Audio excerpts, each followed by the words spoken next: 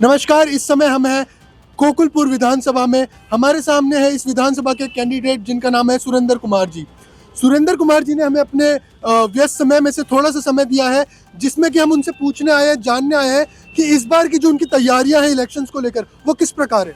पहले तो मैं अपने राष्ट्रीय अध्यक्ष आदरणीय अरविंद केजरीवाल जी का धन्यवाद देता हूँ जी। उन्होंने गोकुलपुर की क्षेत्र की जनता पर विश्वास कर मुझे जो टिकट देने का काम किया है, उनके लिए उनके पूरे पार्टी के नेतृत्व को और अरविंद केजरीवाल जी का विशेष तौर से धन्यवाद स्वागत करता हूं कि उन्होंने यहाँ के लोगों की गरिमा जो रखने का काम किया। मैं उनका अभिनंदन और किन शब्दों से उनका मैं धन्यवाद करता हूँ, वो शब्द मेरे पास नहीं है। आज गोकुलपुर की क्षेत्र की जनता मेरे साथ है क्योंकि मैंने उनको 5 साल लगातार सेवा दी है। तो इससे पहले भी 5 साल यानी कि 10 साल का आपका कार्य कर रहा है। हाँ जी, पहले भी मैं 5 साल किया। जब मैं पहली जगह 2011 का दिल्ली का बेस्ट एमएलए अवार्ड मुझे मिला जी। उसके बाद अब फिर मुझे काम करने का मौका मिला, तो मैंने अपने क्षेत्र में 100% काम करने का कार्य मैंने किया है। कोई गली मोहल्ला बच गया हो तो उसमें मैं नहीं कह सकता है, लेकिन 72 कॉलोनी और 4 गाँव का विकास मैंने किया है।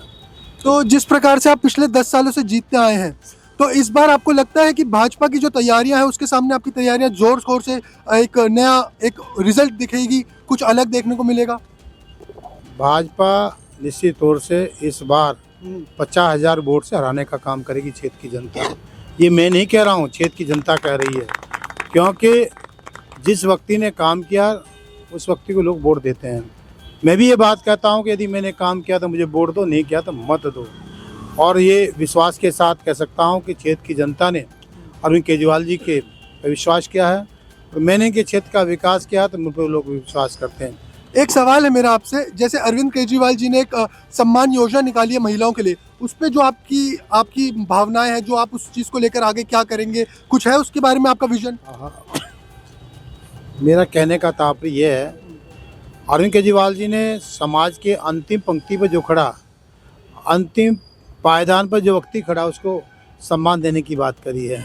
आप बोल रहे हैं महिलाएं अंतिम खड़ी हैं। अंतिम सबसे गरीब हैं, सबसे गरीब परिवार के लोगों को देने का काम किया गया है।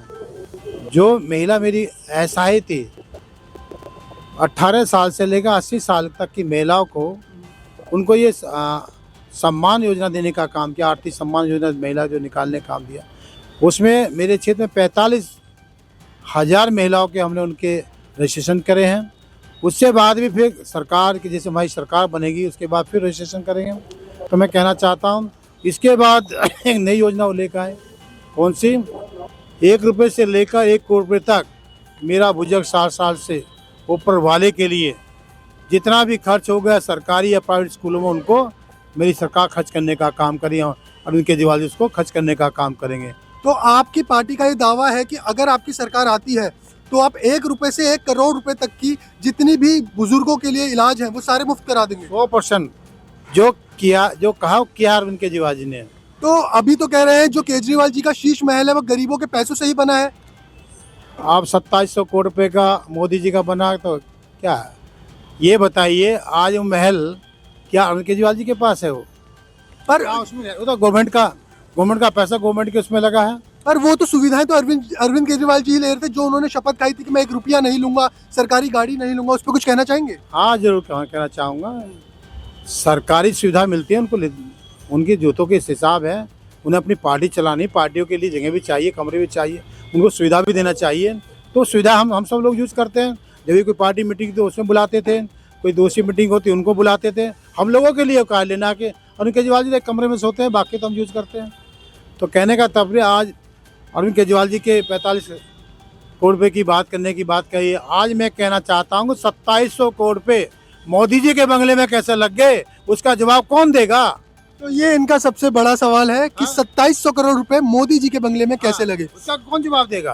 पर आप क्या ये बता सकते हैं कि अगर आपकी सरकार अभी आती है, अभी आप अगर इस जगह से जीतते हैं, तो आपने कुछ एक विजन देखा होगा लोगों के लिए, कुछ प्रगति के लिए आपने सोचा होगा, कुछ यहाँ पर उन्नति का काम? अभी देखो, मैं अपने क्षेत्र में 56 करोड़ रुपए की एक आईजीएल गैस की वो लेकर आया हूँ।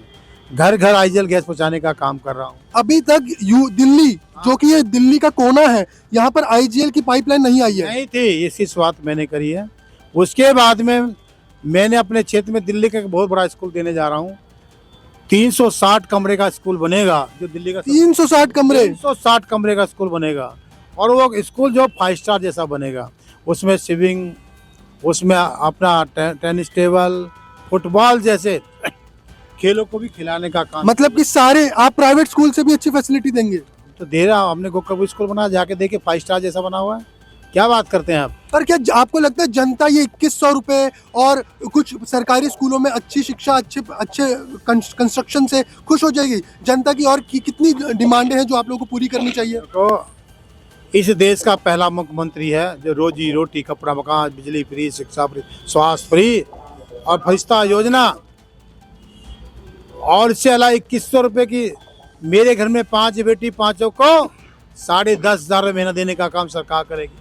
मेरे घर में 3 बहन है, तीनों को 6300 रुपये देने का काम करिए। मान पर जब हम बात कर रहे हैं केजरीवाल जी की, तो एक उनके घर का घोटाला ही नहीं, दारू का घोटाला, शराब घोटाला, जिसके बारे में बहुत बड़े पैमाने पे बात हो रही है। फर्जी। पर वो जेल कैसे चले गए? कोर्ट तो फर्जी नहीं होगा? अरे भाई, आजकल का कानून है, उनकी किसी का शक उठाकर उसको अंदर डाल दिया जाता है।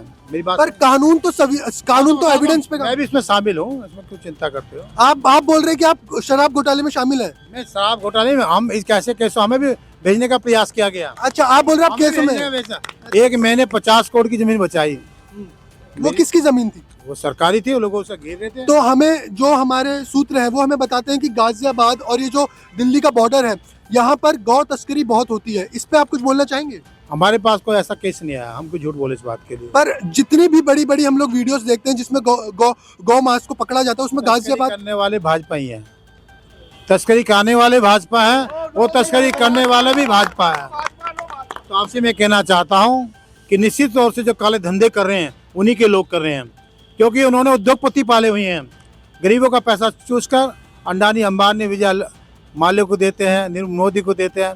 मेरा नेता कहता है गरीब मुझे 5,000 रुपये कमाने वाला भी मुझे टैक्स देता है। मैं उन गरीबों का जो टैक्स मुझे देते हैं उनको ईमानदारी से अपने क्षेत्र की जनता, अपने प्रदेश की जनता पर खर्च करने का काम करता हूँ। दोनों नेताओं में अंतर है, एक जमीन पे काम करता है, एक आसमान पे काम करता है।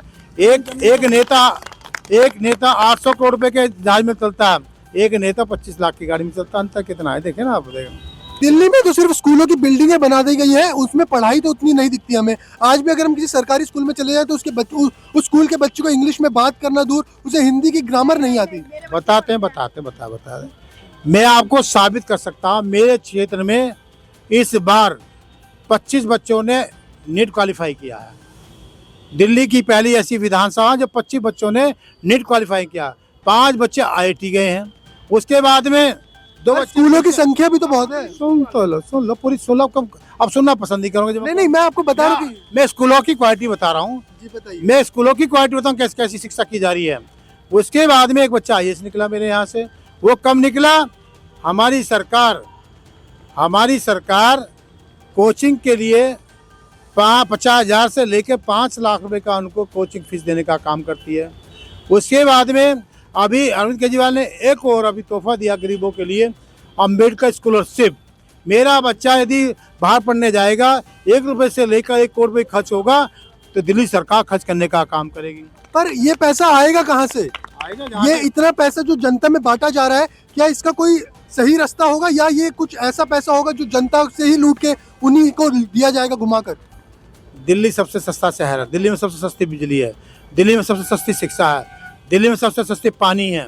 पर क्या आप अगले 50 सालों तक भी पानी, बिजली, पढ़ाई, शिक्षा पे ही लड़ना चाहते हैं? स्वास्थ्य की बात करते हैं, जो दिल्ली का हमारा सरकारी अस्पताल है उसकी जो हालत है, वहाँ पर महिलाएं, प्रेग्नेंट महिलाएं लंबी लंबी कतारों में खड़ी रहती है, उसके लिए क्या करना चाहिए? उसके लिए बताते हैं, हमारी सरकार जितने हॉस्पिटल, डिस्पेंसरी को सबको पैसा देने के लिए तैयार है।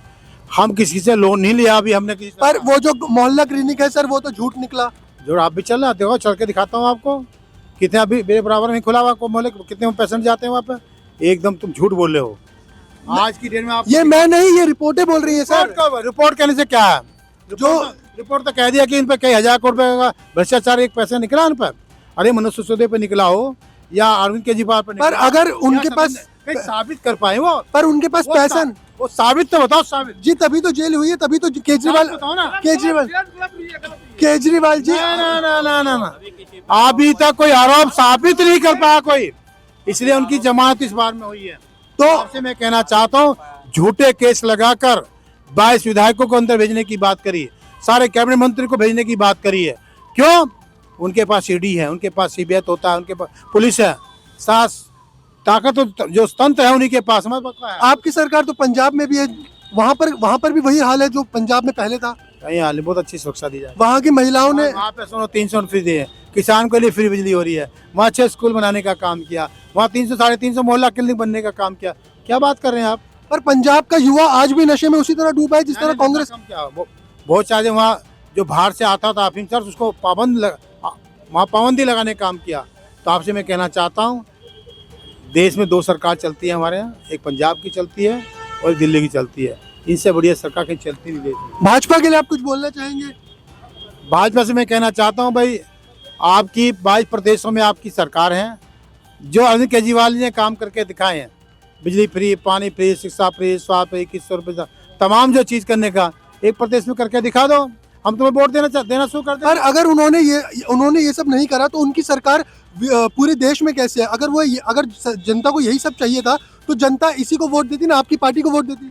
100 साल पुरानी पार्टी है भाजपा। RSS ना, पहले दिया का दीप होता था, फिर कुछ दूसरा आती भारतीय जनता पार्टी बनी, फिर जनता पार्टी बनी। ये 100 साल पुरानी पार्टी RSS आज का है कि 100 साल पुराना है। तो जो दिन हम 50 साल भी हो गए ना, 50 छोड़ो 15, और आने वाले 15 साल में देश हमारा होगा, देश में सरकार चलेगी, आम आदमी पार्टी सरकार बनेगी। अगला भविष्य लोग अरविंद केजरीवाल जी को अपना भविष्य का प्रधानमंत्री देखने का काम शुरू कर दिया है। वो कहते हैं हम भी चाहते थे, उत्तर प्रदेश वाले भी कहते हैं भैया हमारे यहाँ में बिजली फ्री, पानी, शिक्षा, स्वास्थ्य दिए, इधर राजस्थान वाले भी कहते हैं। धीरे धीरे पार्टी उठ रही है। अब तो बच्चा है, इनके सामने तो बच्चे हैं हम, अभी तो हम दूध पीना सीख रहे हैं। अभी तो आप कह रहे हैं कि आप भाजपा को पछाड़ देंगे? 100% देश की पहली पार्टी जो 13 साल के अंदर राष्ट्रीय पार्टी बनने का काम हुआ। किन मुद्दों पे पछाड़ेंगे? अरे बिजली, पानी, रोजी रोटी, कपड़ा, मकान, बिजली फ्री, पानी फ्री, शिक्षा फ्री, स्वास्थ्य फ्री, महिलाओं के लिए DTC फ्री, ये तमाम इनका काम। ये मेरा पैसा थोड़ी है, ये अरविंद जी का पैसा नहीं है, ये मोदी जी का पैसा नहीं है। इन गरीबों के पैसों का खर्च इन्हीं पे खर्च करते हैं। एक 250 करोड़ रुपये लोन देकर उसका माफ कर देता, एक 10,000 करोड़ रुपये उसका टैक्स कम कर देता। पर आज भी दिल्ली की झुग्गियां तो वैसी ही हैं, उन पे कुछ बोलना चाहिए। आप मेरी झुग्गी में जाके देखिए, वहाँ बिजली पानी नहीं, झुग्गी में क्यों रहता है? झुग्गी इतनी छोटी सी झुग्गी जिसमें 50 बीमारियां पाई जाती हैं। हम ठीक करेंगे। लैंड हमारे पास नहीं है, लैंड हमारे पास नहीं है। जब लैंड हमारे पास नहीं है, जब DD हमें सेंट्रल गवर्नमेंट लैंड तो कहाँ से बचाएंगे उनको? आप कहना चाह रहे हैं कि सेंट्रल गवर्नमेंट का कंट्रोल है लैंड पे? 100% लैंड पर उनका कंट्रोल है, सर्विस उनका है और पुलिस इनके सुरक्षा पर इन पे है। बताओ हमारे पास क्या है? तो आप कह रहे हैं कि जो भाजपा है, जो सेंट्रल गवर्नमेंट है, वो आपको काम नहीं करने दे रहे? नहीं करने देती। अभी जो हॉस्पिटलों में दवाई नहीं जा रही, क्यों नहीं जा रही है? उन्होंने पैसा रुका है जी, उसको फंड को रिलीज नहीं करता। आम जनता बोलती है किसी भी पार्टी को चुन लो, सब मिली जुली सरकारें हैं। क्या बोलना चाहेंगे इस पे? जनता का सवाल है। अकेला नेता अरविंद केजरीवाल जी है जो लोगों के, जनता के हित के कल्याण की बात करता है, जनहित कल्याणकारी की बात करता है। सभी पार्टी ऐसे, हम भी तो उसमें शामिल हैं। लोग मुझे वोट देते क्यों देते? हम कहते हैं मैंने काम किया तो वोट दो। मेरा नेता भी कहता है मैंने काम, जब दिल्ली में काम किया तो मुझे वोट दो। हम तो काम विकास की राजनीति करने हैं। हम जाति, धर्म, दल, मजहब, दल की कोई राजनीति नहीं करते। हमें कोई पार्टी से लेना देना नहीं है। हम जनता के बीच में रहते, जनता की सेवा करते। तो अगर आप जनता की सेवा करते हैं तो पिछले इलेक्शनों में, 2020 के इलेक्शनों में, आपने भाजपा से जीतने के लिए गठबंधन कांग्रेस के साथ क्यों करा? अगर आपको विकास ही करना था तो आप भाजपा के साथ मिलकर भी कर सकते थे। ये स्थिति परिस्थिति चेंज होती है। आज मोदी जी कितनी पार्टी से गठबंधन करके आपने तो मिले, हमने तो एक से कर लिया। वो कितनी पार्टी से? 22 पार्टी से उन्हें समझौता। पर उन्होंने कभी ये नहीं बोला था कि मैं किसी पार्टी से गठबंधन नहीं करूंगा। केजरीवाल जी ने अपने भाषणों में कहा था मैं किसी दूसरी ऐसी पार्टी जिसपे किसी पे इल्जाम भी हो। इस देश का सबसे झूठा प्रधानमंत्री तो मोदी जी हैं। आप प्रधानमंत्री को झूठा बोल रहे हैं? झूठ बोल रहा मैं इसलिए बोल रहा हूँ क्योंकि उन्होंने देश के गरीबों को, जो ये मैं प्रत्येक खाते में 15 लाख भेजो, आज तक तो भेजो, इसलिए झूठ बोल। जुमला, जब कोई उनसे पूछते हैं जुमला, मेरा चुनाव जुमले की बात करते हैं। क्या बात करते हैं? ऐसे अमित शाह हमारे जी हैं। तो मैं आपसे कहना चाहता हूँ, अंडानी, अंबानी और नरेंद्र मोदी से हमें बचाना होगा इनको।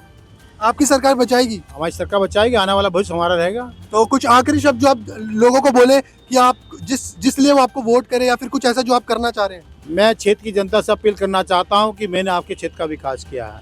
यदि मैंने काम किया तो मुझे वोट जरूर देंगे। मानवता, इंसान और नैतिकता के साथ यदि मैंने काम किया तो आप जनता से अपील करता हूँ वो भी मानवता इंसान के धर्म के लिए, अपने क्षेत्र के विकास के लिए फिर झाड़ू के सामने वाला बटन दबाकर इस विकास को चार चांद लगाने का काम करेंगे।